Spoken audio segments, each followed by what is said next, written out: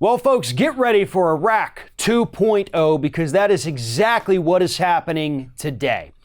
Yesterday, a Japanese-owned oil tanker was attacked in the Gulf of Oman, and immediately following that attack, Secretary of State Mike Pompeo goes to a podium and he says, we're pretty certain that this was Iran. Iran is the country that attacked this tanker. And then later on, Pompeo says, well, hold up, we've got some video evidence here. And you can clearly see in this video evidence that you have Iranians planting a mine on the side of this tanker. Case closed, folks, right? Because we know our intelligence community wouldn't falsify information, right? Except that's exactly what already happened, and it hasn't even been 24 hours.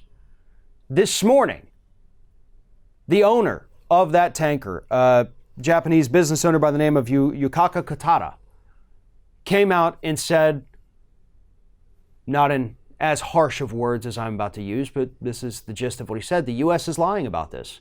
First of all, the video they showed was actually in reverse. They weren't putting the mine on the ship. Those were the rescuers removing it so that it didn't explode and cause further damage. Second of all, the area where Mike Pompeo said the ship was struck, it was actually the opposite side. And it came from the air, not from the sea.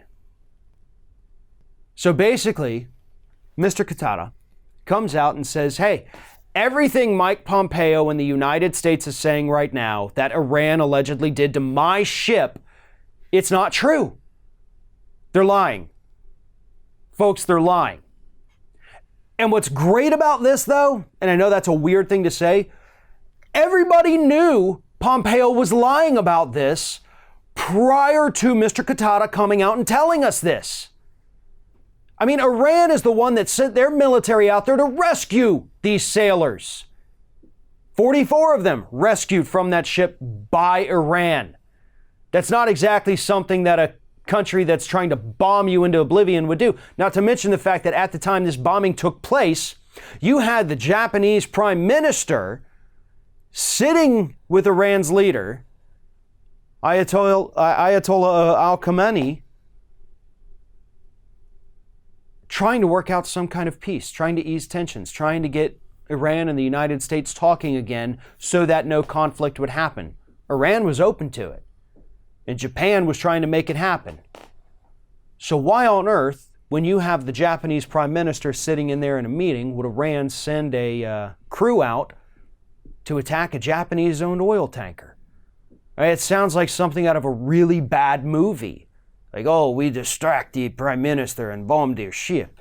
No, that's not what happens in real life, folks. What happens is that, yes, these ships have been attacked. There have been attacks in the past. Saudi Arabia is always quick to blame Iran. Everybody's always quick to point fingers at Iran. Pompeo yesterday was quick to point fingers at Iran. Well, guess what? They have zero evidence to suggest that Iran did it. And the owner of the tanker itself says the United States is lying about it. So even if it was Iranians who ended up attacking that ship, there's not even any evidence that the government directed it. It could have been irate, angry, well-organized Iranians or Iraqis or Saudi Arabians.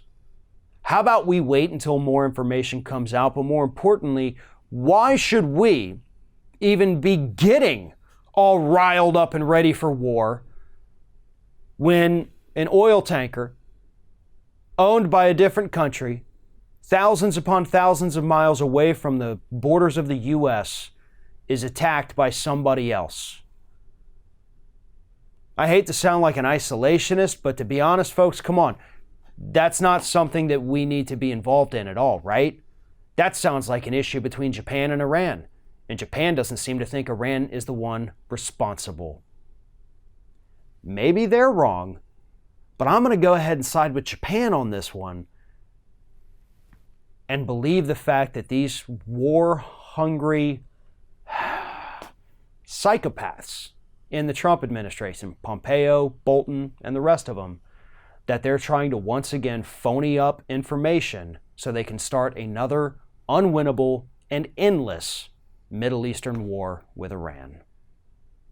Thanks for watching, everybody, and don't forget, if you like what you see here, like, comment, share, and subscribe to our channel. And now you can also become a member of Ring of Fire and get exclusive early access to certain Ring of Fire videos all throughout the week. Just click on the little join button right below the video.